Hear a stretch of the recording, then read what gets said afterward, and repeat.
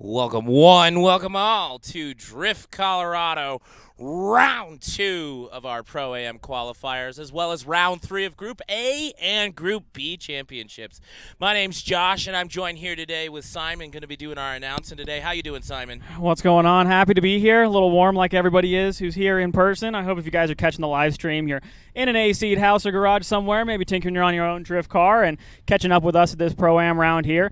I want to give a huge shout out to Big Nick's Auto for being out here. Drift Colorado, obviously, for putting all of this stuff on, and After Hours Auto Sport for keeping us going with the Formula Drift Pro-Am. Got anybody else you'd like to shout out before we get going? Oh, yeah, you definitely can't forget Springs Tire and Auto. Jason Franklin himself, that man is quite literally one of the backbone, integral pieces to this entire event, making sure each and every one of our drivers have tires for their races as well as their practice runs. We also want to thank 3 Series Auto Parts for being out here. Levi Waite himself, he is the man behind the scene here in terms of Drift Colorado, as well as After Hours Auto Sports. They are quite literally the reason we have this licensing series. Absolutely, and as we're here thanking people, I'd really like to thank everybody who is volunteering in Levi's camp with Drift Colorado, all of our track employees here in PPR for hosting us, making sure we have an awesome place to do this. Man, I mean, one of my favorite things to do is thank people, because it truly does take an army, Simon, and we wouldn't even be on air if it wasn't for Steve with Stoke Style Productions. This man brings out all of his entirety of his gear, literally just to up the stoke so that we can bring this drifting home to you guys in your AC while we suffer through the heat. And so I just want to shout him out. He's been putting through all of the hurdles today, and we are still live with you, ready to go for this Pro-Am qualifier. And as we get ready to go here, we are here at, like I said, Pikes Peak International Raceway for round 2 here. We have a couple of cars that are going to be running bys. We have a couple of battles here in the winner's bracket. This is going to be a double elimination competition. So this means that if you go out in the first round, this means you do get a second chance, and you can get a second chance to be able to compete here again if you do lose that first one. As we're looking here, we're looking at the track layout. So we're running a short C-course design. Big outside zone 1. We're going to be looking for smoke, angle, and speed through there. All the judges are going to be taking a look at them as they come through under the Drift Colorado trailer here into outer zone 2. As you can see, that second zone coming through to a left-hander, trying to make sure they get all the way out to that point so they set themselves up well for outer zone 3 right here in front of the judges. This is going to be a major impact zone right in front of the judges' faces. Then we're going to slow it down a little bit for a touch and go right at the end, and an outer zone right there before the finish. Judging is going to be stopped just a little bit ahead of where you see the finish on your screen. We have made a couple of adjustments by driver and judge request, but they're going to be coming through here with some serious speed in turn 1. Really going to be interesting to see how everybody navigates these second and third outer zones, because those are going to be crucial, making sure the lead car is in the correct position, not chopping off the chase car, and making sure we can have some awesome battles today. Jason, what is the first thing that you're going to want to see here? Yeah, Simon, so something I want to talk about real quick before we dive too much into what I want to see is you keep mentioning judges, outer zones, clipping points, expectations, and the drivers having to really push it for them. So I want to take a quick moment to introduce our judges. We've got 3 of them with us today. Each one of these judges has put down their own class of driver capability, and I maybe want to have them explain to us a little bit what you just explained on the layout and what it is they're kind of expecting to see, so that our audience back home knows what's going on when it comes to that. So right now we've got Danny Alsop with us, and he's going to kind of talk a little bit to us about what's going on. Hey guys, so you really put me on the spot here. Okay, got a different mic check? Okay, so we have the Pro-Am series, and we're trying to get these guys to drive like they're going into FD. We want to see everybody run super deep, really close tandems, and everybody to be completely committed to this track and their zones. In practice, the beginning of the day wasn't looking so hot, and then everybody kind of got their marbles together, and we're going to have like a really nice competition today, I think. What do you think, Zach? Yeah, Danny, before you hand it over to Zach there, can you introduce your fellow cohorts? We have Zach with us, as you've already mentioned, and then there's Will Parsons as well. Zach, tell me a little bit about what it is you, Danny, and Zach are kind of expecting, and maybe dive into the idea of why we have 3 different judges.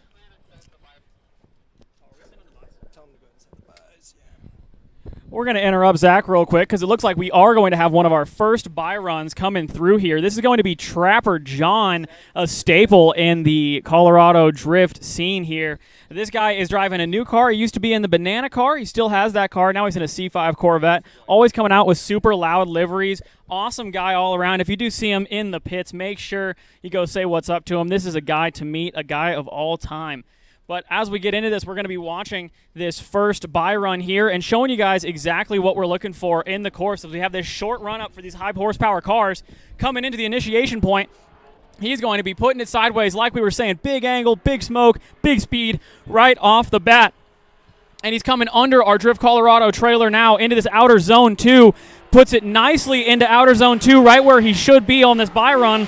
Coming through to outer zone 3. He is going to be filling all of that zone, going a little deep, but keeps it on the pavement. Takes out a cone at the end of that zone here through the touch and go. He's going to make sure he gets all the way to the outside of that track, so if there was somebody following him, they have the most space possible.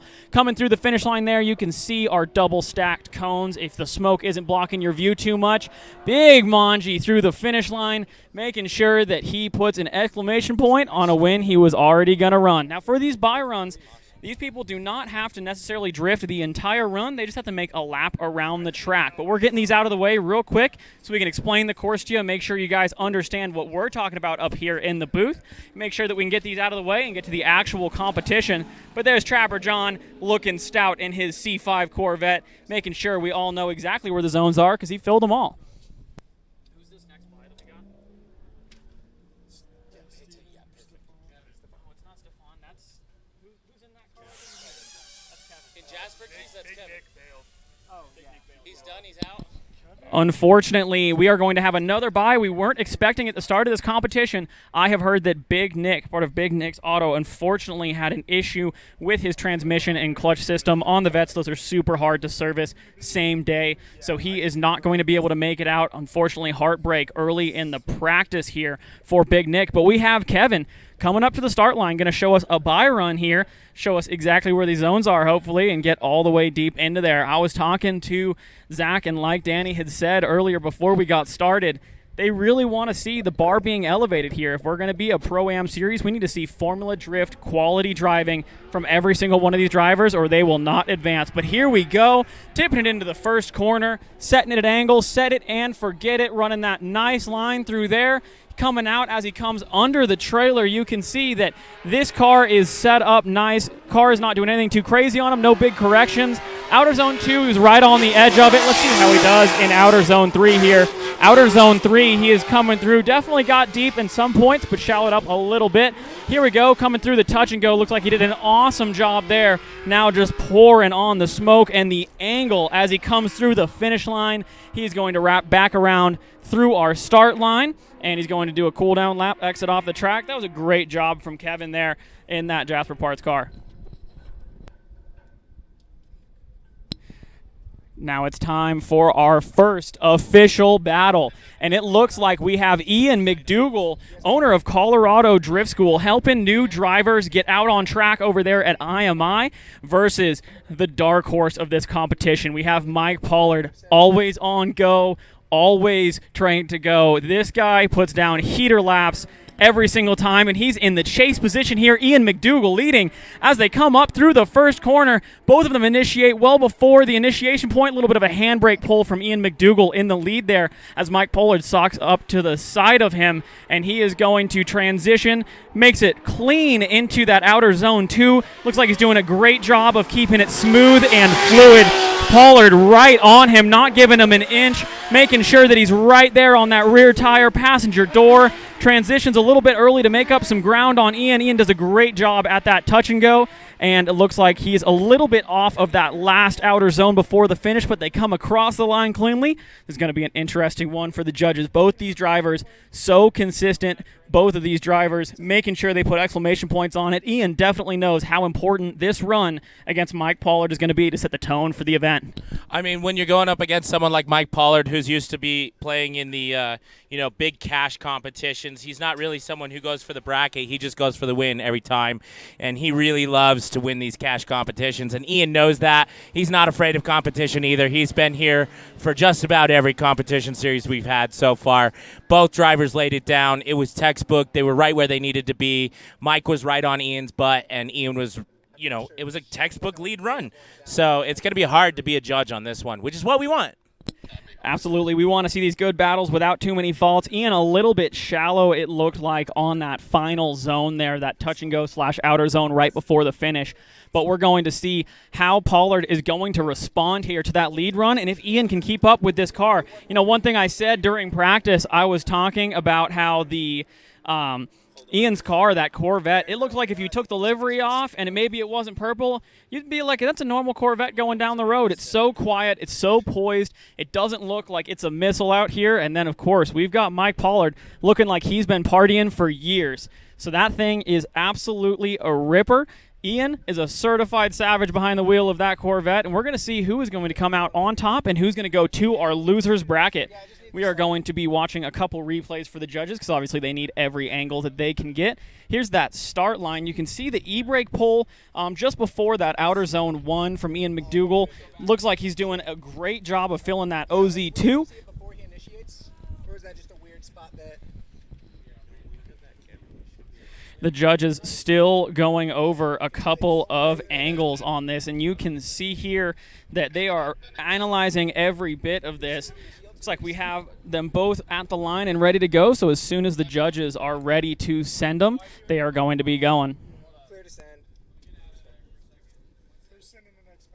And it looks like the judges gave that go-ahead, and they are off on their next battle. We've got Mike leading Ian on this one. Mike putting down an initiation right where he needs to. He's on that outer clipping. It looks like Ian's getting a little lost in the sauce there. He might have shortened up on that first clip. Maybe even a straighten on this next zone. He does suck it back in on this last outer zone, but he's not quite into the zone like I feel like it needs to be.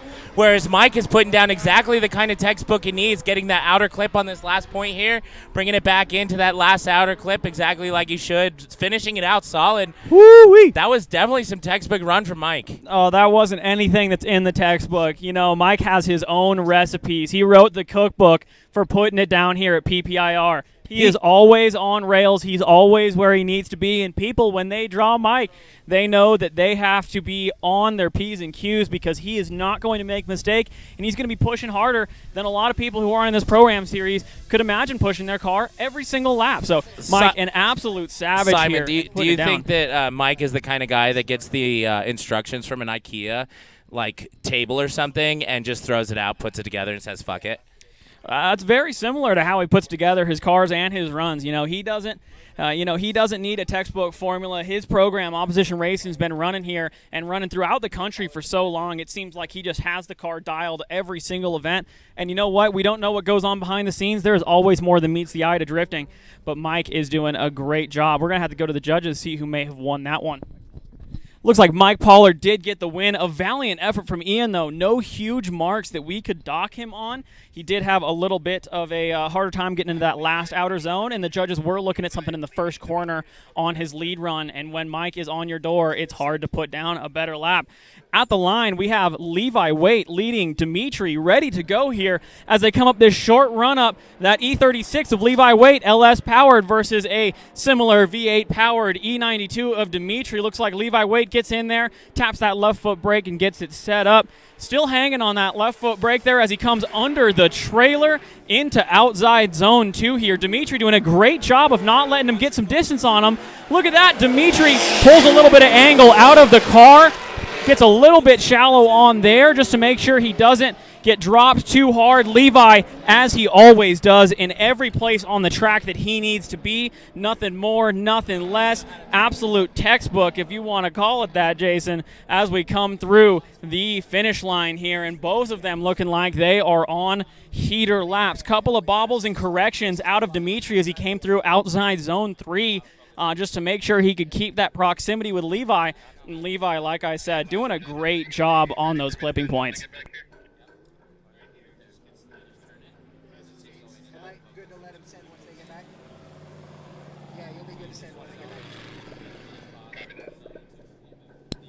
as we look at this replay here, you can see Levi coming through, keeping pressure on that left foot brake, making sure his line's as smooth as possible. A little bit slower than we saw some of the other cars come through the back part of that track, but it's all about where you're at back there. There's natural decel zones in this track. If you don't know what that means, that's when your car naturally slows down because the track is getting tighter. Couple of those zones on the track that are allowed to slow down. You can check up with a little bit of e-brake if you need to and not get deducted too hard. It's going to be coming into outer zone 2 there, as well as outer zone 3. You do have the decel pretty much that entire time, but here we go. We've got Levi Waite leading Dimitri. He is going, or Dimitri leaving Levi Waite, and he is making sure that he puts down a run that is going to be comparable here. Let's see how he gets into outer zone 2. Levi right there on him. Dimitri did a good job in outside zone 2, but not super deep there. As he comes into outside zone 3, he is quite a bit off the zone there, but that is a small zone to hit to get through the whole thing. Looks like he does a good job at getting to the touch and go, getting all the way outside there. Doesn't take out our cone, which is always nice. Great job coming through the finish from Dimitri, and Levi Waite right there as his shadow, making sure he doesn't get left no matter what happens. Did a really great job of mimicking the line. Really great job of following him around. Everywhere he needed to be, he was. Dimitri doing a good job, a little bit off of some of the clipping points, which you don't like to see as judges, but a solid lap throughout. No huge mistakes to point out from either driver there. You know, the one thing I'll say, Simon, and it's not necessarily to one driver or another, it's a trend I'm starting to notice between all the drivers. It's this last clipping point right in front of our tower. Outer zone 3? The outer zone 3. It's long, elongated. It's right after the transition that you kind of have to on the outer zone 2, you have to suck it in real hard so you don't get too chopped up with that bridge, which is kind of a tearjerker for some of these guys. And I feel like as they're pulling out for this long, elongated power through on this outer zone 3, it's really tripping up a lot of these drivers. What do you think? Yeah, absolutely. It was something they talked about in the drivers' meetings. Will Parsons was mentioning that you have to be on the right line this entire track. That first outer zone, having some corrections and being on the wrong line can set you up for failure throughout the rest of the track. So it's something where you have to be dialed 100% of this course. Speaking of dialed, we have got Cameron Sorensen leading Austin Bardo. Austin Bardo seems like he could not get out of first or second gear, whatever he was starting in there, starting with a big deficit here as Mr. Sorensen comes around to outer zone 2. Big gap forming. Sorensen right where he needs to be in that outer zone as he comes through this third outer zone. He is filling absolutely everything. He's on a heater, and Bardo 2 tires off track there. He is going to be trying to make up ground so hard that he's skipping over some of the course. That was a huge failure for Austin Bardo. Unsure if it was mechanical or something that just didn't go right for him, but that is going to be a massive, massive deficit for Austin Bardo as these judges take a look at the whole run. Something that is an absolute tearjerker to see, as you had said before. As we come in here, it looks like he just got off the line so late. I heard the limiter on that M52, TGRC built M52 there, tuned by Des Tuned. He is making some spicy power out of that. And it's awesome to see a BMW motor this high up in competition, making sure that he's putting it on. Unfortunately, seemed like potentially a clutch or a trans problem, keeping him in first gear as they took off the line. He is going to be unhappy with that, and I'm actually looking forward to this lead run where he's going to be able to show us what he can really do. But like we said, double elimination here, so we are going to be able to see them run twice. If Bardo gets knocked out for whatever reason in this competition, he is going to go to the losers bracket, get a chance to battle his way up with everybody else who's in there. But here we go, taking off the line. You can see now he's got a good run at it. Now it's coming alive in that first outer zone. He is going to be absolutely smoking out the fans that we have here. Coming under the trailer to outside zone 2, slows the car down quite a bit, gets out there and gets out of the zone a little early. Coming through to outer zone 3, he is getting his car right where it needs to be in outer zone 3. Cameron right behind him, pushing to try to catch up here to the touch and go. Little bit of a gap here, but obviously nothing compared to the first run. Looks like Bardo may have lost a bumper earlier in practice. Coming through the end of the course there. Both cars on limiter, both cars absolutely ripping. Would have loved to have seen that one be run back with Bardo not having that mistake at the start, but that's going to be a huge deduction for him as the judges make their decision. They are deliberating right now. I mean, Simon, both of these drivers are podium drivers from our round one. They're both putting it all on the line. They're both in different cars than they were in round one, too. You know, Bardo was having some technical difficulties in round one. I'm wondering if maybe something carried over here. You had mentioned something like that. Who knows? Maybe we'll get a chance to talk to him later. But I don't know if it's going to be enough on that second run for him to make up because, you know, Sorensen was just on it the entire time, both runs. You know, Sorensen did have a couple of bobbles here and there. Saw that in outside zone one, a couple of little corrections there. Not anything that I think would be as big as Austin Bardo's mistakes will led him to be, obviously going off in outer zone 3 on the first run. This is an absolute heater of a lead run being put down by Bardo, but it's up to the judges to decide if this is too little too late, and if Cameron had the best lines of both battles here. It's obviously the lead and the follow play a big factor in there, so we're going to have to see the couple more replays while the judges make their decisions. Sorry if I'm hitting you in the face. I'm just trying to shade the monitor. Do what? Tell them we're delivering. Man, we have to give another shout out to our judges as they watch through some of these replays, making sure they can see every angle. We've got all of them cramming around the TV, making sure that they can see every single inch of this battle. Obviously, just seeing it once is not enough, so we got to make sure that we see both of them. You can see that Cameron on this replay here was pretty shallow coming through outer zone 1. Does drop a tire, it looks like, on outer zone 2, and is quite a bit further back than he probably should be. Obviously cutting the course right there, making up some proximity as we go into outer zone 3 there. Through this touch and go, pretty same here. It looks like they were both pretty much a car or two back through that. Cameron does a good job of making the line there, but like we said, these judges are going to have to look through every angle of this to make sure they're making the right call, because this is going to be who's going to be in the winner's bracket and who's going to be in the loser's bracket. Honestly, Simon, I agree with you. At the end of the day, both of these drivers, their lead runs were on point. From what I'm seeing, their follow runs had a little bit to make up in different ways.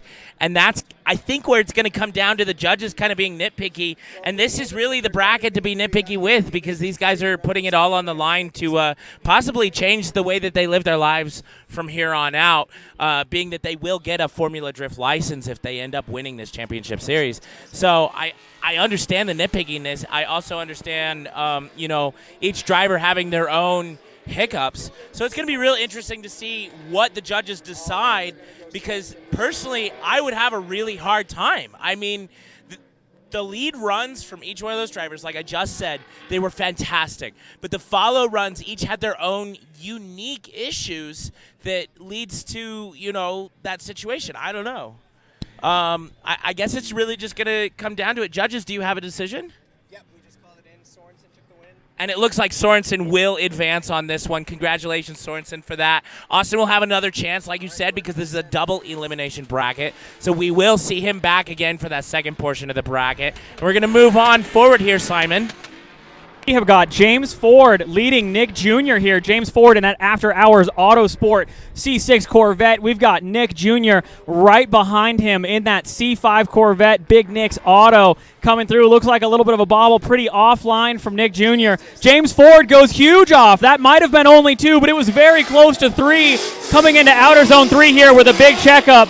Let's see how this goes. Both these Corvettes having their share of difficulties back through the dirt line that the Dark Arts C6 from After Hours Autosports created. This is going to be an interesting one from the judges as they have to take a look at exactly what may have happened there. Huge marks in my grass from James Ford. If you guys don't know, the facility staff over here, Kyle and myself in the motorsports department, we all love having grass in the infield, and I see 2 perfect stripes directly through that grass James Ford just made. So a big off there. We're going to have to check the replay just to make sure that wasn't 3 off, and it's going to be interesting to see what Nick Jr. can put together, because that lead run from James Ford definitely had a couple of big mistakes. But we saw that the proximity and that first outer zone 1 had some big issues for Nick Jr. So definitely going to be an interesting one. I'll let you guys watch these replays. Maybe we can decide with the judges for ourselves after this battle.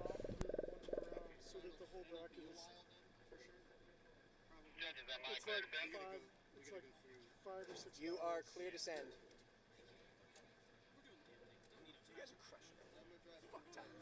Here we go. We have Nick Jr. here leading James Ford, the inverse of the battle that we just saw. Nick Jr. coming into that first corner. He was telling me before we got started in this event, that's been something he's really been trying to work on in practice, and it looks like he did a pretty bang-up job coming under the trailer. Here we go into outer zone 2. Big angle way off the zone. Oh, heartbreak for Nick Jr. here as he spins out just after outer zone 2. Cooked it a little too hard into that, parked it at huge angle, and unfortunately could not stay through it. Obviously, the Dark Arts Performance After Hours Autosport C6, driven by James Ford, they both decide to pull off of the track. They are going to pull right back over through our bus stop here at PPIR to get their decision and the verdict from the judges. I mean, I definitely feel like Nick got into his head as soon as he missed his clipping point.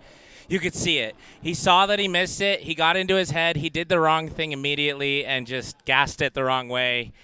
And that just ended it for him. You know, I have a little bit of a different opinion on that, just because, you know, driving in these situations where you have clipping points, really not anything you can do while you're in or you're outside of the clipping points, more of a setup issue as he came into that corner.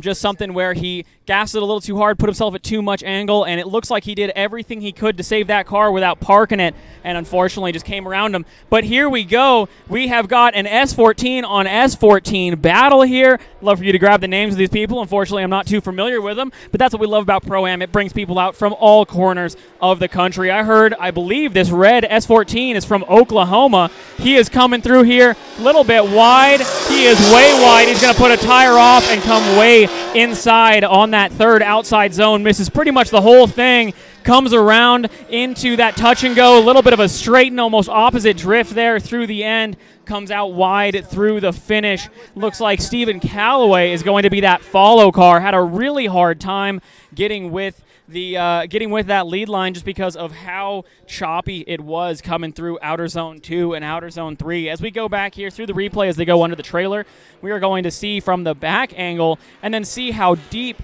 that lead driver was coming into outer zone 2, or coming out of it, I should say, coming into outer zone 3. Knocks our cone over. That is going to be at least one tire off according to the judges. They want them to be staying on the asphalt, not on this green strip that you may be able to see here. Obviously that cone is marking a track edge there, and unfortunately going to be something that's going to be a big deduction. But as they come back through to the line, it looks like we've got Stephen Calloway and Yeah, I mean, he straightened out. How did that one? He threw way too much angle and just didn't know what he was doing.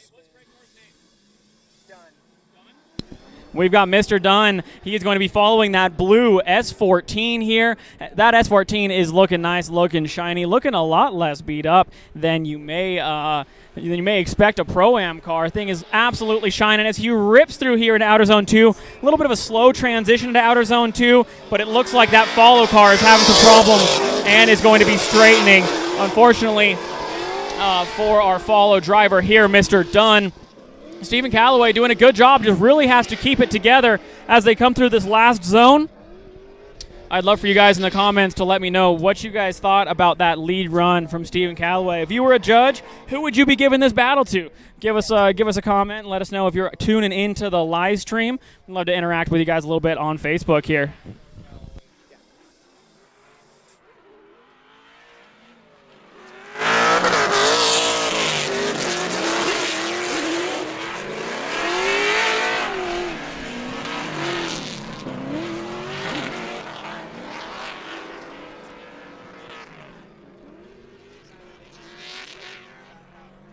When he's on air is wrong, and SR20 is not God's way.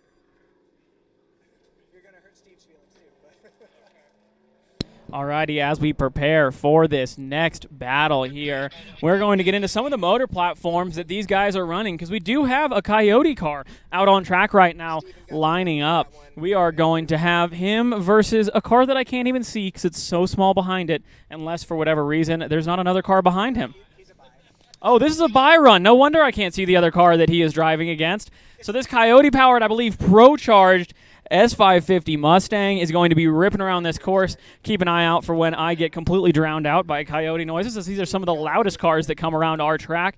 He is going to be running a buy run here. Obviously, no competition in this one, so hopefully we see an awesome 95-plus point qualifying run, and he is going to be taking off here through our short run-up, first, second, maybe even third. A little bit of a faint entry here as he comes into OZ1. That smoke already pouring on from those before cold tires. He comes under the bridge here, super clean. Looks like he checks up quite a bit, maybe a little bit too much as he didn't get too deep into that one. This thing on transition really does look pretty interesting as we have those Coyote noses coming by us here, and he is going to be coming through our outside zone 4 touch and go and our last touch and go right before the finish. Really a nice run, nothing with too much wow factor, but exactly what he needs to do to get through a bye run and make sure that he is going to be advancing through the winner's bracket here. Yeah, I mean, they're a lot heavier than people would think. But I mean, it's just skating around like he's on 215s. Alrighty, so when we look at our winner's bracket here, we've got Trapper, Tyler, Mike Polar, Levi Waite, Cameron Sorensen, James Ford, Stephen Calloway, and we got Stephen and Stephen Calloway. That's going to be an interesting one. Now we have in the losers bracket, we are going to see some more winners bracket driving, and then we'll go down to our losers bracket once the losers bracket is all filled up here. Looks like we are going to have Ian McDougall leading Dimitri in a sec here once we resume the action. There's been some serious battles today, Simon, and I don't know about you. I don't know if it's the heat. I don't know if it's the track. I don't know if it's the change of the layout from last competition or what. But some of these drivers are, they're stepping up to the game a lot higher than they normally do. And some of these drivers, I feel like, are having a lot more challenges than they normally do. It's been really interesting to see. Drifting is like playing pool. It's really only as hard as who your competition is. And out here at Pro-Am, when the competition is ratcheted up, you see some people rise up to the occasion, but all of these guys are rising up to the occasion just of being out here, setting up their cars in ways they may not have been set up before, driving with way more grip than they're used to at party events and some of the other Drift Colorado events. When you have to bring your car up to this level of some of the cars like Austin Bardo and Mike Pollard, you are going to have to make sure that you are on your A game to keep that beast under control. We have seen some of these cars a little bit undergunned in this competition. We've seen a lot of good tandems out of them too, so I think everybody who is out here right now showing out at the Pro-Am level is doing an awesome job, and they are making sure that they put on for Colorado. We got some of the out-of-state drivers still in the winner's bracket, and we've got some of the Colorado boys holding it down in the winner's bracket for us as well. You hit it on the nose, Simon. I mean, these guys are putting it on the line. We got a huge amount of brackets and people from all over the place. And it's nice to see. I mean, we're one of the few competition brackets in the area that's handing out a license right now, last time I checked. So that's kind of cool. Speaking of cool, we shouted them out at the beginning, but I want to shout out our sponsors. Before we do, a little bit of a self-plug. Street Scene Review. We're doing some pretty cool stuff. We're going to come at you in the second round of this bracket with some information about that later, so make sure you check us out. We got some pretty cool stuff coming at you on all the social platforms. That said, though, we got Big Nick's Auto putting it down as our primary sponsor for this event, as well as the last event, as well as After Hours Auto Sports, making sure that we're able to do this qualifier in the first place, Simon. I mean, I think it's pretty cool, not only that we're doing the Group A and B like we always have, but here we are setting up people for the next stage in life in terms of drifting. Hey, and because I forgot them earlier, we got to make sure Springs Tire and Auto is being taken care of. They are out here every single event, busting off tires in this weather is gnarly work. So if you see them, if you're getting tires done, make sure you slip the guy doing your tires a little bit of a $5 for a tip. Make sure that you get those tires done nice. Here we go. We are going back to the line here. We have Dimitri pulling up. Ian already staged up, ready to go. And I did want to mention, like you said, we got Group B and Group A competition coming at you tomorrow. So maybe we won't live stream that. Maybe Steve will be so kind as to bring his setup or keep his setup out here for that. But either way, make sure you catch that one. Last year, Group B, Group A, awesome battles where Group B is more of the street class. No bash bars, minimal cages. But we'll get back to Group A in a sec because we have Ian McDougall, an absolute staple of the Colorado drift scene, putting it in through outside zone 1, followed closely by Dimitri. This is a guy who's out at every single event burning tires. You cannot come to an event here at PPIR through Drift Colorado and not see Dimitri ripping either his E30 or his E92. Ian McDougall coming into outer zone 3, quite a bit off of the total zone there, but it looks like he puts it in right at the end. He is going into that outer zone touch and go,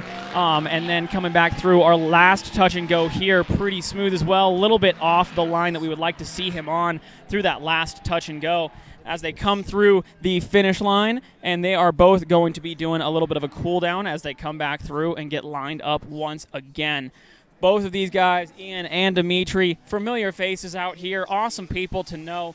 If you're out here in person or if you're watching online, make sure you stop by tomorrow. Check out some drifting. Bring your own car out. We're going to have some nice weather tomorrow, and we're going to make sure that we get back to this. We have our Group A competition coming to you right around 4:30 to 5:30 or 6 today, and then we have night drift after that, after Formula Drift concludes. So we have Group A as a bit of an intermission to this Formula Drift Pro-Am, going back into night drift tonight. If you guys want to drive your own cars, 9 p.m. to midnight, it's going to be a party. Now tomorrow, if you want to show up, make sure you're there for the 9 a.m. drivers meeting. Make sure you know that the track goes hot for competition practice from 9:30 to noon, and then from noon on, we are going to be doing Group B comp until we shut down the track. If you guys haven't already, come stick by for the Group B comp. We got guys like Zach Whipple, guys like Robert Izzo, absolutely killing it out there, and they're mostly stock cars. They got angle and almost nothing else. These guys are absolutely putting it down for some fun runs. It looks like we got Ian McDougall and Dimitri pulling up from the line, but not necessarily going in any competition fashion, potentially calling a 5-minute. As I just heard from the judges, Ian McDougall is going to take a look at his car, see if anything could be off. That could have been the reason why he wasn't filling these zones as good as we've seen him do in the past. Obviously, this is the loser's bracket, so they want to make sure that they are not taking any chances, because if they lose this one, they're out of the competition for the weekend. Now, as we run through Ian McDougall's 5-minute timeout, he gets one 5-minute timeout throughout this competition. We may be running Austin Bardo and Nick Jr. in this loser's bracket. Now, this is going to be heartbreak for one of these two drivers, both drivers who want to do as good as possible. Austin Bardo, who is second in points in our series so far, he is going to be lining up against Nick Jr., another staple to see out here at Drift Colorado events, an awesome guy to hang out with. Part of Big Nick's Auto, obviously one of our sponsors here in that C5 Corvette. This is a car that could run everything from B-Class all the way up to Pro-Am. This car is set up for it all. Austin Bardo in his Pro car this round, like we were talking about earlier, not in that RX-7 he was running last time. They're both going to pull up to the line. We're going to have Austin Bardo leading Nick Jr. here in that Corvette.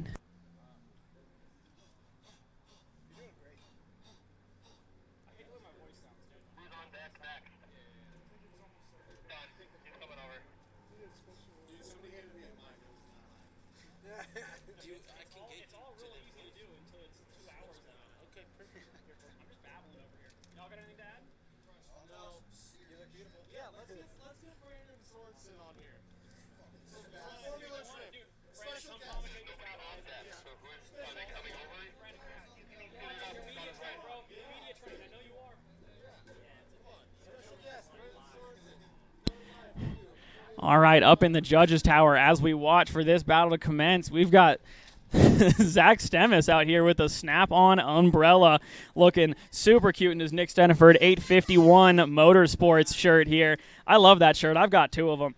We are all out here in shorts, absolutely sweating it out right now. If you had a big night last night, there's nothing better than standing up in the crow's nest here, watching some drifting, making sure you get all those toxins out of your body.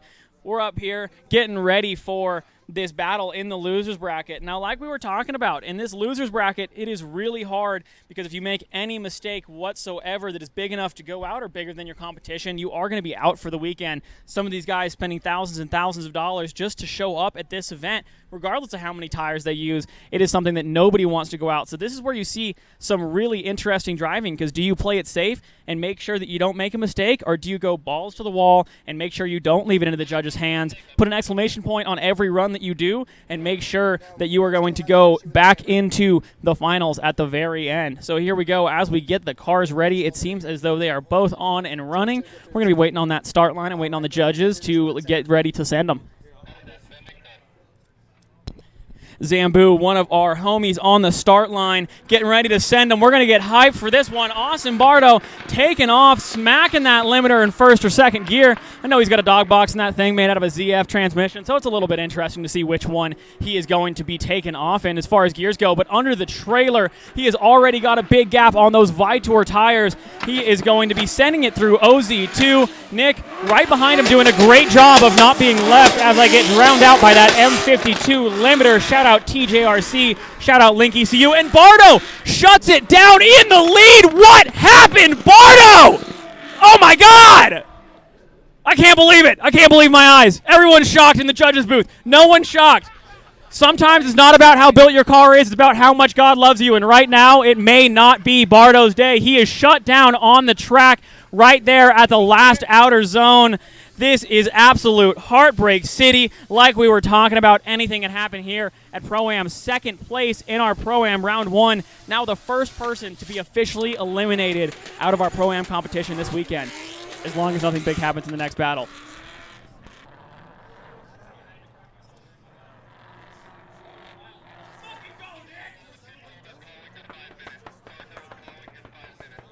Bardo calling his 5-minute timeout. Obviously, as you can see, still stuck on the track there. Looks like he may not be able to get it into gear, or potentially he has a big break in the driveline. You can hear that healthy M52 hitting that 7,700 RPM limiter way off in the distance there up from the judges tower, but he is sitting in place, unfortunately unable to move his car, and he's going to have to get that back to the hot pits, not touch his car until 5 minutes begins, and he starts being timed by one of our after-hours auto sports officials.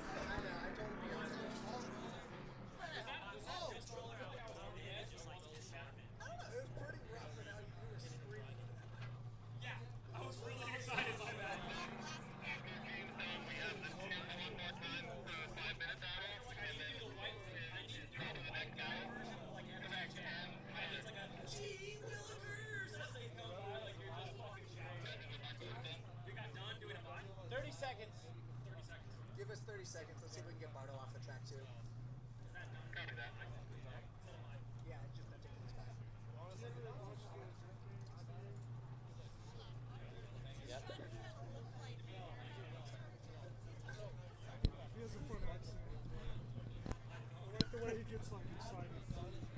Here we go, boys. We are out here. It looks like we got Dunn pulling up to the line. He's going to have a bye in the losers bracket, which we don't normally see unless there is a break. Fortunately, may have been some breaks that have led to this happening.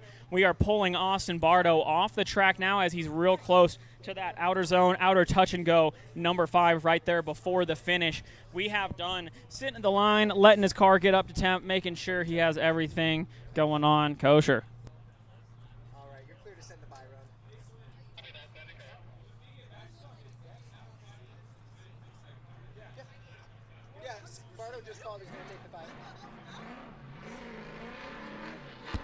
Here we go. Dunn being sent for his one more time. Now that we have Austin Bardo off the track, putting it into that first outside zone. Looks like he's off throttle for quite a bit there and shallows up because of it through that trailer.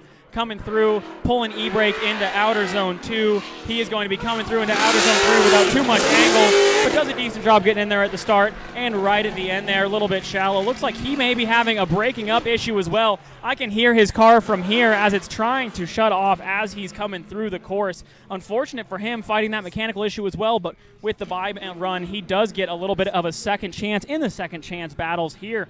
He is going to be able to take a look at that car, try to figure out why it may be misfiring, why it tried to shut down on him right after outside zone 3. But here we go, pulling up to the line. I'm going to hand it off as we have Ian McDougall chasing Dimitri. Oh my gosh, Simon, you have no idea how much stoked it's been. So here we have Dimitri coming in. He's going to start it out, and here he hits that engagement point. Coming into that clipping point, he's right where he needs to be. Ian's keeping a pretty modest distance between him, and let's see what that happens here. Nice clipping point from the lead. Good exchange. Ian's right on the tail. Pretty wide on that final third clipping point here. Excuse me, that third zone. Out to the outer clipping point here. I'm a little baffled on that run. I feel like the lead was something was off. Hey, it's one of those things where, like we were saying a little bit earlier, if that first corner goes a little bit wrong for you, it can set off the whole rest of the track to be just a little bit mistimed. Dimitri did a great job in outside zone 2. I did not see too much of outside zone 1, unfortunately, behind that trailer. But as he came through here, outside zone 3, absolutely annihilated that off-track cone that's going to show us that he was at least 1, if not 2 tires off track in that position. And then, yeah, having a little bit of a difficult time after outer zone 3. You know, in that chase position, I cannot fault him at all. He's 1 car back. He's mimicking the line very well. He's making sure that he is taking every approach possible to try to make sure that he is not going to be putting himself at risk if Dimitri, for whatever reason, like he did, goes a little bit offline there. Definitely not going to be the most exciting thing for us to watch as spectators or as judges, so they are going to judge that a little bit more harshly than they normally would, but that is exactly what he needs to do if Dimitri is going to be making mistakes in the lead like that. We absolutely love Dimitri out here. Want to see him put together an awesome follow run as he comes through, but we'll have to bring him back through to make sure we can see exactly what. Thank you, Simon, for clarifying the stuff that I'm not able to. It's definitely something that a skill set helps when it comes to announcing this sort of thing, which is why it makes so much sense, because I can sit here and kind of dumb it down for the viewer who may not know exactly what's going on, while you can explain exactly what's going on for the viewer who may need or wasn't able to see it. So judges are going to be doing a one more time on that one, Simon. It looks like there might have just been enough mistakes from both drivers in this case rather than what we normally would want to see on a one more time, which is just amazing driving. In this case, it's just, hey, we feel like you could do better, so let's see one more time. So we're going to see one more time, which is fine by me because I'm always a lover of more Stoke. Yeah, you know, that is something where we messed up just a little bit there. That was actually the second half of a battle before Ian called his 5-minute timeout. So going to have to leave it up to the judges on that one, and they said one more time as far as Dimitri and Ian McDougall. Stoked to see that because, like I said earlier, both these guys staples in the drift scene. Both of these guys awesome people to hang out with in the pits and on the track. As someone who's battled with Dimitri, been his competitor, been his friend, I obviously want to see him put down the cleanest run that he can with a little bit of mistake in the lead on that last one. I know he has room to clean that up, and both of these drivers can push just a little bit harder, try to see who is going to come out on top of that one. We are going to be getting our next battle ready here.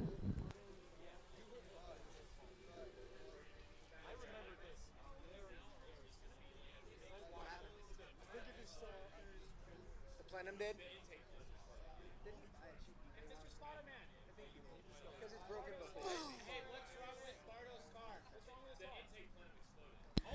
Austin Bardo with a little bit of a danger to manifold situation. You know, this is one of those reasons why I didn't buy an eBay manifold for my M52. Unfortunately, the second time Bardo has had issues in a big-time competition with that intake manifold. Obviously, a front-facing intake manifold, not something you see every day for an M52. If you are into the BMW stuff, you know that is a bit of a rarity, but his just unfortunately could not hold the boost. I wonder if he potentially had a little bit of a boost spike mid-run there and pushed it a little bit too hard, or it could be the heat of the competition and the battle, something that you cannot account for. Heartbreak for him, I'm sure. His whole team has been out here all weekend since Friday, getting the car ready. I'm sure he's been thrashing for weeks and weeks to make it out here. And like we said earlier, second place in points going out this early is really going to shake up the standings, opening up the door for Levi to extend his gap if he does well in this event, and also for Cameron Sorensen in third place in this series to make up into that second position. Obviously here with the Formula Drift Pro-Am license on the line, it's going to be who takes the whole thing. So I can tell you right now, all of these drivers who are left in this competition are thinking about one thing: first place at this event and nothing else. We've got Nick Jr. making his bye run since Bardo cannot make it back up to the line within that 5-minute competition timeout. He's going to be coming through outer zone 1, super smooth, no issues for him here, but way offline. Obviously something he can totally do because he's on a bye run. Doesn't have anybody else with him. Looks like he is still trying really hard to get through that outer zone 1, outer zone 2. He is on an absolute inner clip right now, trying to get this run out of the way as soon as possible. Maybe he wants to get back to the air conditioning or at least a fan that he's got in his pits. I know these hot pits are probably scorching, but we are going to be looking forward to seeing the latter half of this competition after we take a break and go to A comp and that is going to be a competition for our drivers who have similarly built cars, some of the same cars that are out here today, and they are going to be taking a look at exactly what's going on here. So, I see that. just want to bounce back real quick because, watching Bardo do exactly what he did and having the manifolds explode, I mean, I feel like the man has earned a bit of a nickname now. I think I'm going to have to start calling him Bardo O'Connor. Man, I don't call him that, and I call him some things I can't say on here, but still like Bardo, always like having our competition at an all-time high. I've said it before, if you're out here and you're watching the live stream and you want to banter with your friends, keep it light, keep it chill, but at the same time, dude, we want to know who you're rooting for on the live stream. We want to know who you are wanting to go all the way with here, but we are going to be getting ready for the last couple of losers bracket battles, and we are going to make sure that we get this wrapped up so we can start an A comp here. Are you excited for A comp to be started? You going to watch these guys rip? Dude, I'm always stoked for more drift. It doesn't matter if it's A comp, B comp, drift, Pro-Am qualifiers. If there is tires to be shredded, I am there. Awesome. We love to see you out here. And this is one of those things where if you have unfortunate circumstances for your Pro-Am rounds, you are still going to be able to compete in A group. They have much of the same qualifications. So some of these guys who went out early, maybe trying to try their hand at the A group, kind of get a second chance to the second chance that they're in this losers bracket. But they are going to be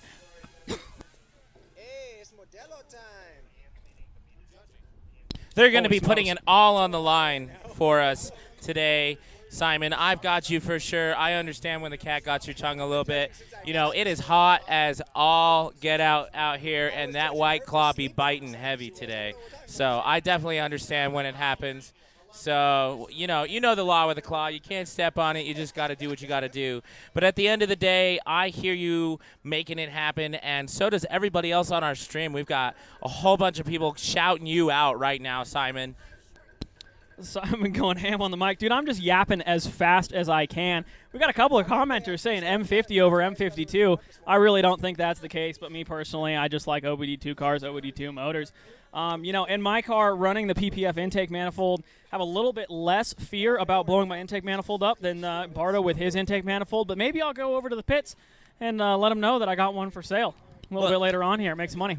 Brian O'Connor has something known about blowing up manifolds, so that's part of the reason why I'm calling him Bardo O'Connor, because it's kind of the match there, a little bit of reference. But at the end of the day, I mean, it's been some Stoke-style sessions here, just the same way that we would always have it. Speaking of Stoke style, Steve Stark making the Stoke happen over here. We would not have this production if it were not for Stoke style production. Dude, flip that camera on yourself, Steve. We want to give you a big shout out. Show this guy's who doing you it are. all right now. It's exactly You know right. what? If we're going to be giving Bardo nicknames, I think, he's Boosted Painter. I think Boosted Plenum could be a little bit better than making a Too Fast, Too Furious joke. But we'll keep it going here. We love Bardo over here. We just like to give him a little bit of friendly chit-chat on the mic. And we are looking at Dimitri lining up. It looks like this is going to be for the one more time battle with Ian McDougall in that Corvette, but he did take his 5-minute timeout. He potentially could be still fighting those issues from that 5-minute timeout. As we see a familiar face rolling up here, we might have to rope him into talking with us. Mike, one of our Group B competitors. I believe he's currently leading the Group B series right now in points. Look at him looking around, wondering who's talking to him. I'm going to say what's up to Justin Chestnut, After Hour Auto Sports. Shout out to all the boys out here showing out for Formula Drift Pro-Am Drift Colorado Round 2. Here PPIR, not a cloud in the sky that I can see aside from some wisps up there. It is a hot one, but there is no place that we would rather be than down here in Fountain, Colorado, putting it on for Formula Drift, putting it on for Drift Colorado.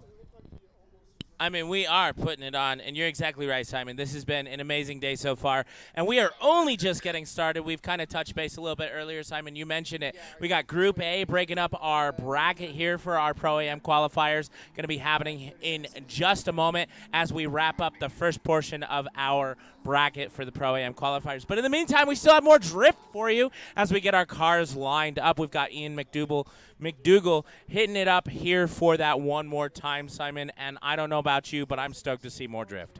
Stoked that we're back in action here. Ian McDougall in the lead. Dimitri giving chase here, not giving him an inch on the entry, but is getting a little bit of a gap as they come in here.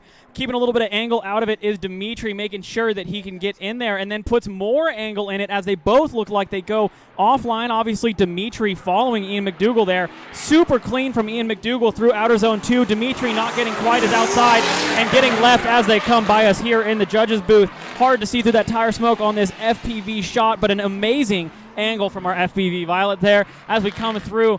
Fourth touch and go here, and then the last touch and go / zone as they come through the finish. Ian McDougall, we're really going to need to see that first corner over again just to make sure we can understand exactly where they were at on the track. It looked like from the camera switch they were pretty far offline. We've got Ian McDougall coming through here, almost 4 tires off, smacks that cone, which is off track there, at least 2 tires off for Ian McDougall in that lead run, which is going to be giving us a little bit of a different perspective to this battle than we could see from up here in the judges booth. As we watch through this replay, he does a great job at outer zone 2. Dimitri not getting out there with him, and then unfortunately getting left a little bit. The judges asking to see these clips over and over, probably not because they're so stoked on the line choice and need to make sure that they judge this accurately with exactly how many wheels were off from Ian McDougall in that lead. Obviously, Dimitri followed him offline there, doing what he needs to do. And then as he comes through zone 2 here, keeping a lot of speed, but also because he doesn't have a ton of angle in the car right there. Dimitri doing his best to keep up and chopping the line there to make it happen. But here we go. We have got the second half of this battle. Dimitri in the lead. Ian McDougall giving chase in that C6 Corvette. Both V8 Chevy-powered cars, 2 very different cars from a chassis perspective. We got Dimitri going way deep into outer zone 2, putting at least 1 tire off, ruining my grass over there. Dimitri way outside again, unfortunately giving up the potential for having a really easy spot to move forward. They are both going to be coming through the finish line of this track, and they both have some serious mistakes that the judges are going to have to deem. We have already seen it one more time, so the judges are forced to make the decision here based off of these 2 runs. As we're watching the replay, obviously we've got Dimitri in the lead here on your guys' replay. You can see my grass getting absolutely torn up here as he comes through, and then off track again from Dimitri. But the question remains for the judges. Is that going to be harder of a deduction for the 2 smaller track situations that Dimitri had, or is it going to be one big deduction from Ian's first outer zone that is going to be way heavier? Now, both of these drivers did a pretty good job on the rest of their laps. Nothing to really say there as far as deductions. Little things here and there that I'm sure the judges are noticing, but this is really going to come down to, was Ian McDougall 3 tires off in that outer zone 1? We're going to go to the judges, and they're going to be deliberating, and then once we have an answer, we'll get back with you guys. Simon, while those judges deliberate, I have a question for you. Oh, shoot, man.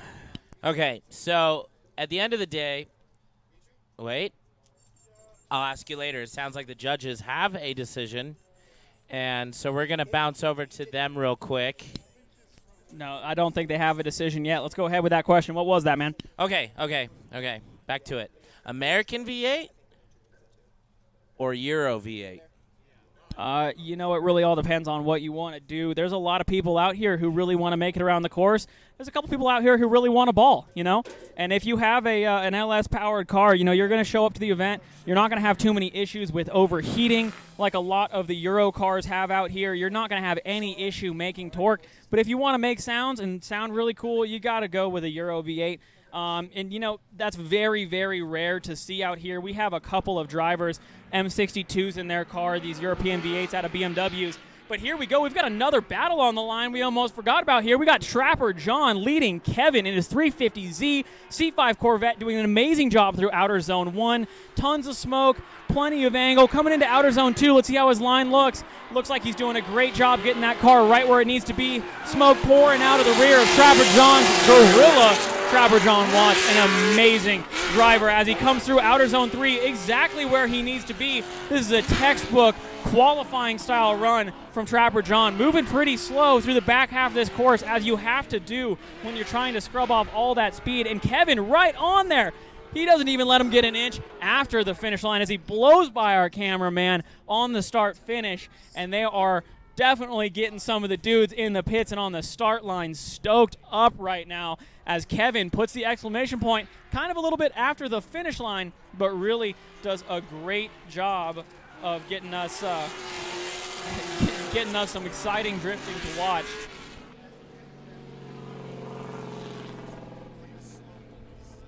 And it looks like we do have an answer from our judges that we did miss when we were having that conversation about some V8s, which I hate.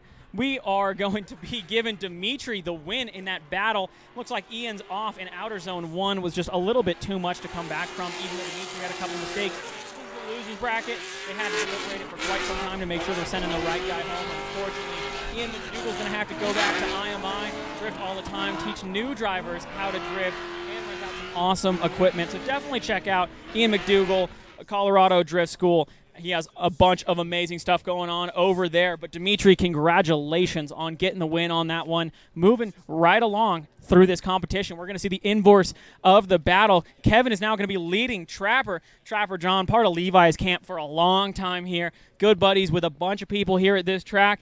Kevin out here in his pretty freshly LS Swap 350Z, given lead. He is going to be sending it in with a little bit of a feint to our first corner here as he comes in to outer zone 1, doing a great job filling that. Looks pretty deep, but not a ton of angle on there.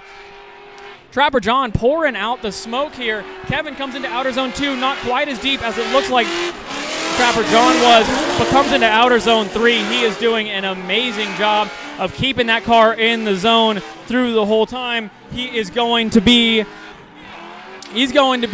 putting Trapper in the hurt locker as he pulls away from him through this last zone. So you are going to see that Kevin looks like he put a little bit of a gap on him, but Trapper looked like he was a little bit deeper in all of the zones. So definitely something where we are going to have to deliberate with this as our judges as we watch the replays. You know, we got a friend up here who might know a whole lot about hitting zones correctly. You care to speak on that at all? You're too busy being a spotter up here. We got Brandon Orson as he watches the replays here up from the booth. Brandon, what did you think about Trapper's zones there, and what did you think about Kevin's zones there? Looks like Kevin coming right by us came out a little bit early. Yeah, you know, Kevin definitely had some really solid runs. In the lead, it looked like he filled the zones pretty well. I would like to see a lot more angle out of the first zone, but it looks like these cars may be a little underpowered to be able to accomplish that. But yeah, you know, the chase actually looked really solid. I was impressed with some of those transitions, but I mean, both of these dudes are rippers. It could go either way. You never know. Absolutely. You know, both of these cars pretty stock LS platform builds. Looks like we have a decision here. Do we know who won that one from the judges? Kevin won that one, putting the exclamation point on that chase. Definitely helped him out a little bit, just like Brandon was saying. Here we have Levi Waite up at the line with Mike Pollard. Get excited. This is a battle to watch. Make sure you don't have to take any pee breaks, no refreshment breaks. You're going to watch every second of this battle with us as we have Mike Pollard leading our current points leader, Levi Waite in that E36, Mike in that JZ powered S14, taking off from the line, putting the gap on Levi. 460 horsepower out of a built LS. Who would have known?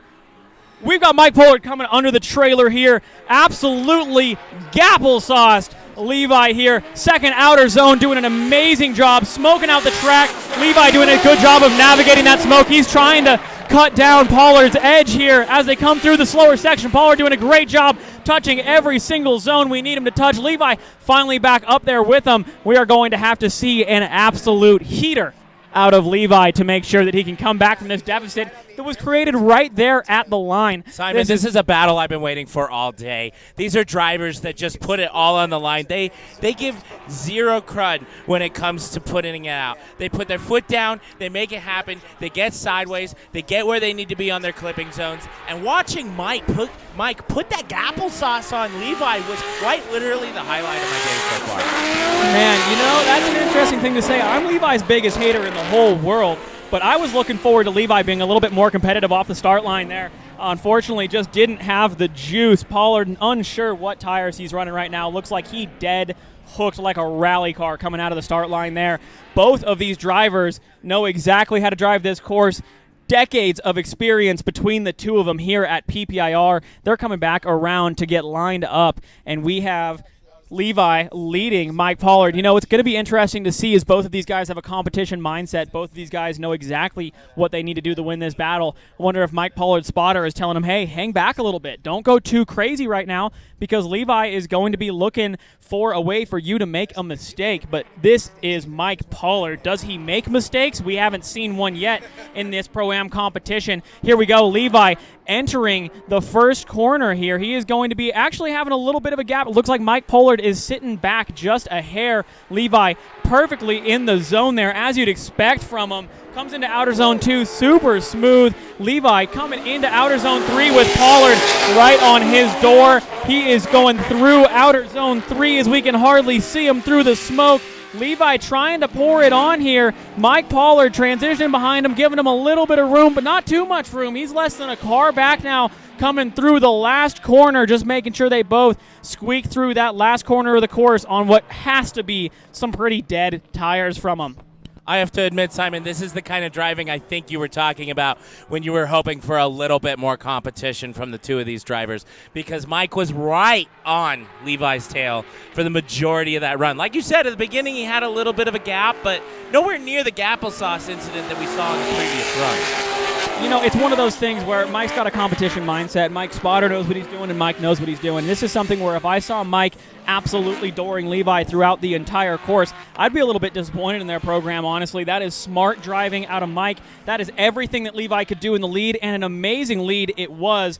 But unfortunately, we need to double check and make sure we get everything right here before we send the next battle, which is going to be Cameron Sorensen leading James Ford. Shout out to Brandon earlier for hopping on with us, giving us a little bit of his opinion on the previous run. Brandon is up here with us doing the spotting for Cameron today. It is a brother-on-brother situation, and I am super stoked to see that kind of stuff going on. That came out wrong.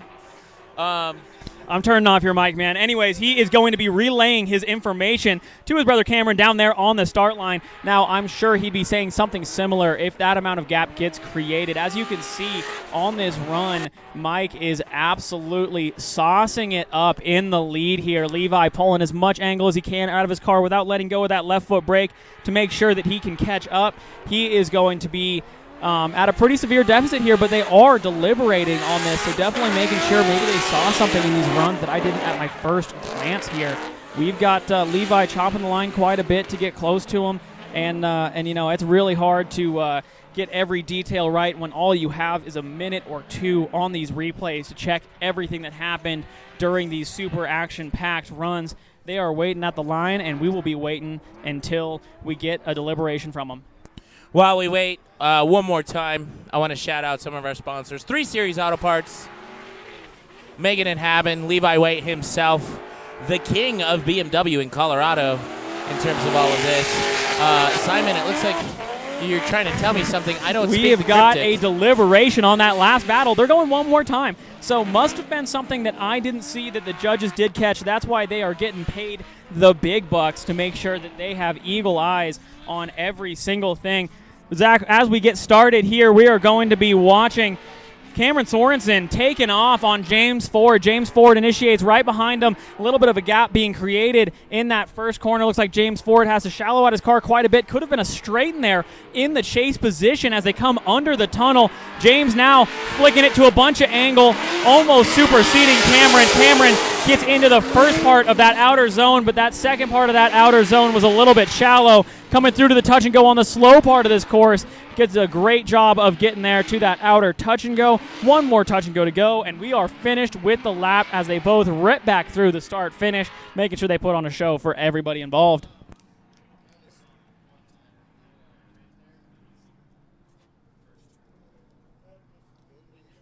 Back to what I was saying, Simon. So, yeah, 3 Series Auto Parts making it happen. We've also got Big Nick's Auto.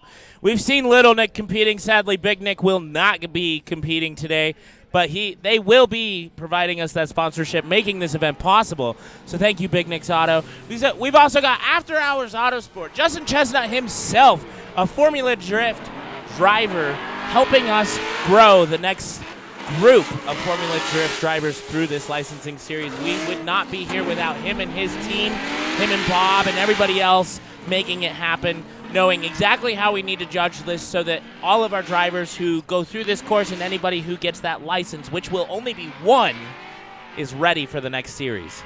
Absolutely. Now, as we go through these replays, we're going to try to get into the minds of these drivers. James Ford obviously understanding that he is going to have to sauce it up. Potentially Cameron Sorensen knowing he has a bit of a lead here, but he's getting gapped on the start line. He initiates and is able to make up quite a bit of ground, does a great job at correcting that initial gap. Both of them coming under the trailer. Cameron putting a little bit of pressure on him into this transition. James Ford does a great job getting out to that outer zone 2. Comes back across super smooth. Cameron with a little bit more angle, but unfortunately he's going to shallow up through this outer zone 3, chopping the line a little bit to get right back up to his door before the next transition. James Ford does a great job in outer zone, touch and go 4, then the touch and go number 5 coming through the finish. It is going to be an interesting deliberation here, and you can see the speed difference in drift between those two different cars. You saw Cameron Sorensen pour on the throttle at angle coming into this first outside zone and makes up probably a 4-car, maybe even 5-car gap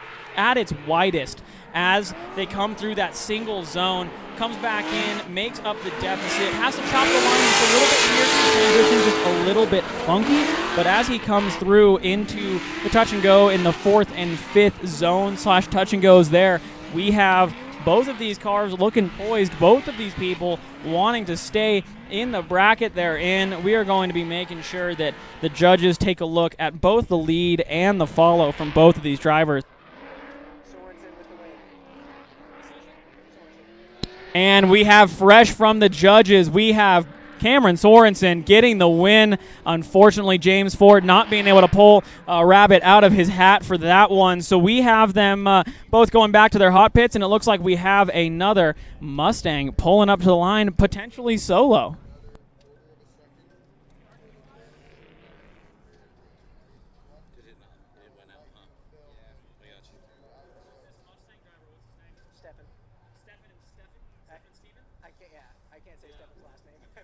We have got Stefan in this orange Coyote-powered Pro-Charged Mustang at the line. He is going to be giving chase to Stephen Calloway, who is going to be in that blue S14 in the lead as we see Zambu, one of our boys out here on the start line, getting ready to send him, getting the go-ahead from the judges. They're going to take off in a second here, and here we go. We've got Stephen Calloway putting a little bit of a gap on Stefan there in that Mustang. This is going to be huge because I'm not sure if that Mustang is able to make up the deficit just like Cameron Sorensen did in the last battle here. Coming through into outer zone 2, Mustang way offline, chopping that corner way down to make up some proximity. Here we go, we got Stephen Calloway. Oh, and it unfortunately looks like Stefan in that orange Mustang with a huge straighten reinitiates in the middle of outer zone 3, coming through the Takumi line, through that touch and go number 4, putting it over the candy in the inside of that turn and having a really hard time navigating that track. This is one thing that Will Parsons said in the drivers meeting was if you're offline coming into outer zone 3, you go 2 inside on outer zone 3, it is so hard to not get pinched off by the lead driver. Even when the lead driver is running a great outside line, there is almost no room if you set yourself up incorrectly. So definitely an unfortunate turn of events there for the Mustang, but we will see him run one more time. Anything can happen when we reverse these two battles. It's going to be Stefan in the orange Mustang leading that blue S14 of Stephen Calloway.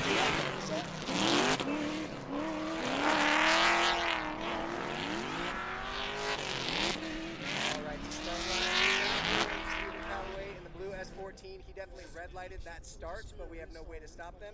It's kind of either a 0 or a restart for them and have them to go again. Be a strike. Oh yeah, because it'd be in Copy that.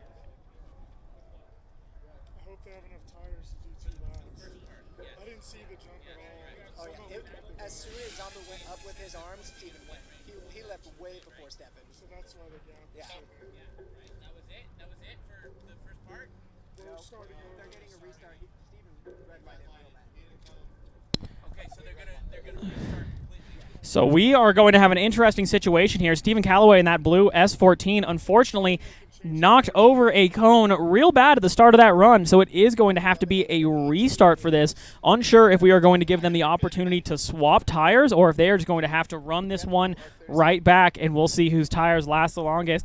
Unfortunate because Stephen Calloway had a big advantage there, but you can't hit any of those cones coming off the start line. So we have Stephen Calloway going to be leading again with Stefan in this orange Mustang. Run it right back. Let's see if we can clean this up, for both drivers here, especially for that orange Mustang who had a couple of big mistakes. Definitely getting a blessing here that they are running it one more time in the same configuration, but unfortunately the same outcome as Stephen Calloway just absolutely rips away from our Mustang driven by Stephen here. We have got the blue S14 here, Stephen Calloway coming through outer zone 2, knocks the cone with his bumper, but does a great job of staying on track. I do not see any dirt coming off from him through outer zone 3. Super clean, super deep in the zone. That bumper dragging through the later half of this course. We have a huge course cut and potentially a straighten out of the Mustang. Again, cards don't lie, ball don't lie. Stephen Calloway putting down a heater out here in the fountain sunlight. So we just ran the same battle. If you are just tuning in or you're a little bit confused, as we almost were in the booth, we have Stephen Calloway here in this blue S14 on his first lap. He unfortunately knocked over one of the start cones, which means it should be a restart. Unfortunately, due to the layout that we're running, we don't immediately have somebody to shut the runs down and so that it's a restart without burning up some tires. These guys are going to have to come through. They're on the same set of tires if they can manage it to go through and run this battle, basically 3 laps of this track on the same battle. We are going to be resetting them as they come back to the line. We are going to have Stefan in that orange Mustang versus Stephen Calloway, blue S14, coming back through. Stefan in the orange Mustang will be leading. That's what happens when you work with volunteers. He's trying to roll it. Part of the reason I'm having a hard time right now is because I've seen better driving from both drivers, and it's hard for me when I see that to want to like say stuff, because I know these guys, I hang out with them, and I don't want to say bad things, and it's hard to say good things when there's not good things to say. Hey, man, if you think that Stephen Calloway wasn't on a heater, I think you might not have been watching. That was a great run that he put together. And definitely from Stefan, unfortunate to see that he's having those issues potentially with the car, potentially with his own driving. But he's pulling back through the start line in reverse here, backing out potentially to go to the pits. He could be calling his 5-minute timeout. We'll have to hear on the judge's radio exactly what happened. Technically, you can't change tires at all, even if he calls 5 minutes. He doesn't have that option. Our drone pilots over here checking out exactly what's going on in the pits. We would not be making such an amazing stream if it weren't for these guys down below us. They're quite literally underneath us piloting these drones. There's about 3 pilots switching off. That way they can keep us that consistent footage, which is amazing, and we definitely appreciate them. If you have ever wanted to get drone footage, you should certainly hit up one of these guys because they know professionalism to a T. No, after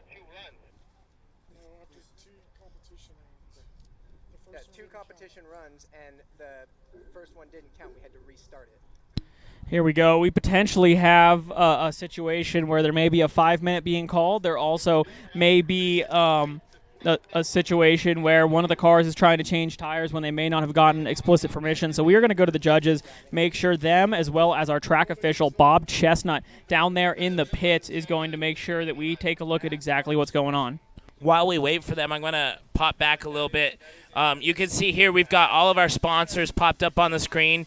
We were talking about our drone pilots a little bit earlier, and we quite literally would not have a feed if it weren't for Drewski FPV. So I want to give a huge shout out to Drewski FPV for their sponsorship on the drone series here. He's not only here making sure that we've got that connectivity between our drone pilots, but he's also one of the pilots that's down there making it happen, and he is giving us some beautiful shots. So we appreciate you, Drewski, and every single one of the people on your team. Make sure you spread that love as well. And that said, we are so stoked we're out here. It's hot. It's very hot. As you can see, I got my sunshade on. We're making sure we got no burns, no problems, other than burnt rubber. And so in the meantime, while we're burning that rubber, my name's Josh. I'm with Street Scene Review. I'm doing that sideline announce thing over here with Simon. Simon's been killing it. He's been laying down exactly what you need to know every single one of these runs. It wouldn't be without him and this amazing Pin It to Win It shirt that he's wearing. Shout out Chelsea Tell Denova. me about that. Tell me about that. Dude, Chelsea Denova, you know how it goes down in FD. We got some heated moments over there in Pro 1, unfortunately, with his hood and everything. If you know type of situation. Don't need to get into it too crazy. But we got a one more time battle at the line here that I'd love to take a look at. We got opposition racing, Mike Pollard versus the Drift Doctor himself, Levi Waite, sort of our curator of a lot of the drifting in Drift Colorado. They are pulling off the line here. Mike Pollard, Levi gets the launch on him in that chase position, which he can do. Mike Pollard now setting up in that first outer zone. Levi doing a great job at keeping up with him as we come into outer zone 2 here. Mike Pollard leaving him in the dust a little bit. Levi having to chop that line to maintain proximity. Mike Pollard on an absolute heater. Let's go, Mike. Here we go, coming through outer zone 3, exactly where it needs to be, rocketing off into that touch and go on the 4th turn there, and then coming through the line. Levi, unfortunately, a car or two back, just cannot keep up with the sauce that Mike is putting down right now. The judges are going to be checking out these replays. What do you think about this outer zone 2 and 3 from Mike Pollard? Has anyone been doing it better? Honestly, Outer Zone 2 and 3 has quite literally been the thing that I said right at the beginning of this series was going to be the biggest issue. I can work, I swear. I'm just so stoked. I mean, that run was amazing. And I'm sitting here watching Mike do exactly what we wanted to see. He's doing exactly what you said all the drivers were doing. He's doing the opposite. He's engaging where he needs to. He has his angle where it needs to be. And as a result, he's able to complete the entire zone 2 and 3, which seemed to be the hiccup for everybody, as well as the rest of the course, flawlessly. You know, it's one of those things where Levi is doing everything he can right now, and I got a little bit of sympathy for him because he made a decision a couple years back to put an LS in his car that really isn't panning out this deep into the Pro-Am season, unfortunately, not making the power he was hoping, talking about a power adder before the end of the year, whether it be nitrous or potentially forced induction, or maybe he just puts up with it for the time being. But he is here competing with a much higher horsepower car in Mike Pollard's car. Mike Pollard, you can see on every transition, he is gaining feet and inches on Levi. Levi having to chop the line quite a bit through outer zone 2. Doesn't get out there at all,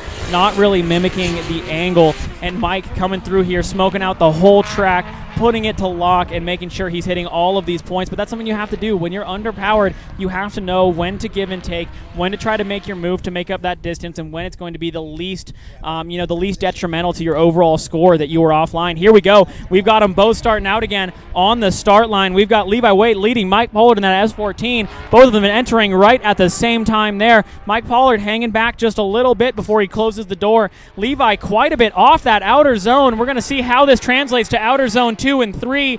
He is a little bit off of outer zone 2 as well, but keeping it smooth and fluid, something we haven't been able to see a lot of people doing. Coming through outer zone 3, Levi is textbook. Looks like Mike Pollard has to clutch kick quite a bit. Levi potentially paying the game, but he did dirt drop right there quite heavily, so it's going to be interesting to see how the judges score that. Levi going off course and losing so much speed on that outer zone 3 right at the end there that Mike Pollard had to really shut it down, potentially a straight, and we're going to have to go back to the replay. I see them all peering at that screen they got over there to make the deliberation. As we come through here, Levi in the lead. What I want everybody watching at home to look for is how much did Levi slow down at the end of this zone when he dropped his tire? How much did he slow down right there, and was that enough of a mistake that Mike Pollard in the chase there is going to be forgiven for what he did. Mike Pollard looks like, even before the dirt drop, Mike Pollard looked like he straightened quite a bit. This is going to be up to our judges, obviously, to make the final call on. But that is going to be something that's really hard. Levi looked like he dumped a ton of speed out of the car. He absolutely parked the car at angle at the end there, trying to get it out back into the zone, which he was quite a bit off of. This is something where a bad lead can create a bad chase, but which mistake was the one that is going to send somebody into the loser's bracket? This is a one more time in our winner's bracket still. I mean, it's a domino effect, I feel.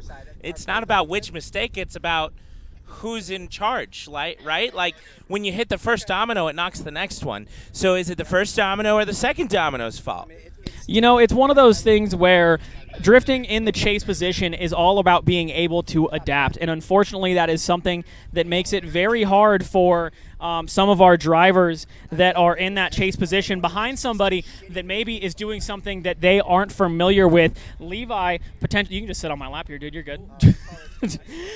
Unfortunately, Levi Waite has a driving style that not a lot of people can drive behind. It's very hard because he can change his speed at a moment's notice, and he can stay online and look consistent doing it. It's something where with both of these drivers, it is very hard for them to both compete against each other with such different driving styles. Mike, 100% throttle all the time, going as fast as he possibly can. And Levi potentially playing a little bit of a game because he can do that in the lead. But that's something where it really is going to come down to what the judges think. I have not gotten the best view on exactly what happened in Outer Zone 3, just sitting here at the back announcing. It's going to be something where we have to take a look at exactly what is going on. I'm going to check in with the judges if you want to chat for a sec and see exactly what the deliberation was and what the thought process was. Yeah, I honestly want to hear from them. They've got a microphone over there. They're deliberating. I really want to hear what they're deliberating about. So maybe you can get them to give us some insight. They are taking a look once again at the replay. Looks like they may still be deliberating, so we don't want to give them too much grief about talking. Well, they are making sure that they check every single angle. I'm going to check in with them, stand right over here, and see what they're looking at. Do the best kind of however you can, Simon, because I am so curious right now.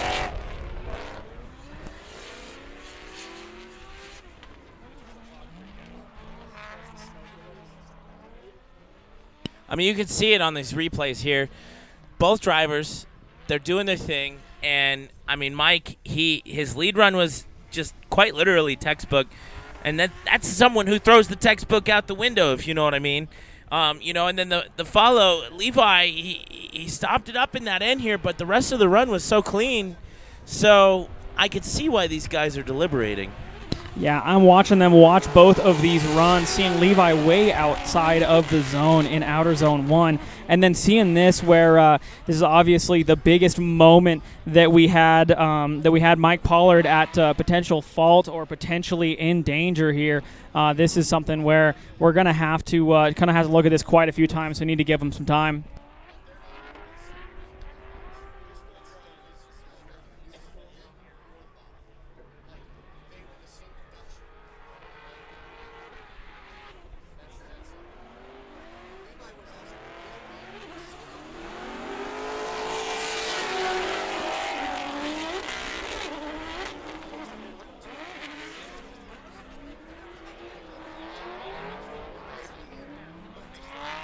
So while we deliberate, I'm going to kind of fill in our viewers on what's going on. So our judges are deliberating on a one more time race between Levi Waite and Mike Pollard.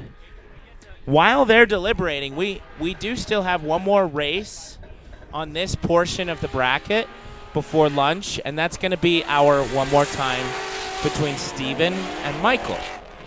So right now, we're quite literally waiting on two different brackets of drivers within the same bracket, two different sets of races, and the deliberation thereof, one of which the judges are deliberating on right now, which is Levi and Mike. And then once they're done, we're going to do that one more time with Michael and Steven. And then we're going to take a quick break, and we'll be right back at you with our Group A competition to break up our Formula Drift Pro-AM licensing series. And then right after the Group A competition, we're going to dive right back into the final portion of this bracket. I tell you what, though, I'm watching these guys deliberate. Even Steven, he's getting over here involved with these guys. Tell me what you think, Steven. Steven. Anyways, we are back at it. I was chatting with the judges. These guys are going through every single possible angle of this situation that we had here, making sure that they make the right call based on the Formula Drift rulebook, which I heard them talking over there does state that a straighten, if you can't say Formula Drift, well, they are straight at a normal pace. It is not considered an automatic zero. So this is something where there are deductions on both drivers here. You see Levi coming into this, definitely slows down, but we've got another battle coming up here. We have Stefan leading Steven. They got their tire swap done. They are coming under the trailer here, and they are going to be coming into outer zone 2. Stefan getting out to outer zone 2 a little bit off, has a smooth line coming through into outer zone 3, goes way off, 3 tires off, unfortunately, from Stefan in that Mustang there. Stephen Calloway doing a great job behind him to make sure he does not go off as well, but does mimic that line. Gets right back on his door as they come through the finish. We've got smoke in our eyes from that Mustang and that S14. Both of them doing a great job. And we've got Zach down there shagging a cone, doing God's work here.